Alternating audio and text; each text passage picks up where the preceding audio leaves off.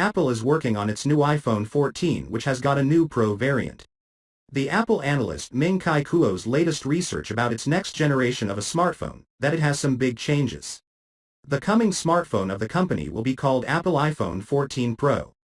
The smartphone got a chipset of Apple A15 Bionic, which is the most powerful chipset, and to give more power to this device it has a 3.22 GHz Hexa Core processor inside the Apple's iPhone 14 Pro to make the device ultra-fast.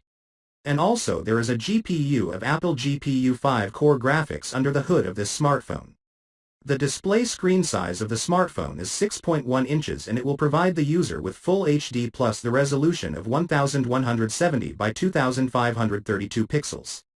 The Apple iPhone 14's having a Super Retina XDR OLED capacitive touchscreen display that is the latest one and well known for its outstanding results. In the protection of this smartphone, it has a scratch-resistant glass, oleophobic coating. This iPhone 14 Pro by Apple got 6 GB of RAM, which gives this handset more power. The handset has got 128, 256 512ths of a gigabyte of internal memory, which is more than enough to store your data. There is a quad camera setup in the back of this new Apple 14 Pro.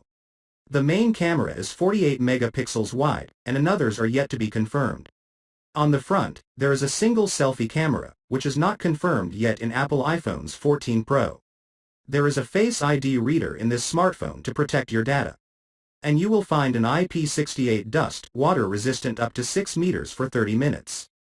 The battery of the upcoming iPhone 14 Pro is also a massive one, but it is not confirmed, also got a fast battery charging. Now Samsung and other smartphone companies will have a competitor in the market when 14 Pro is launched. Expected price of Apple in USD is $1,789.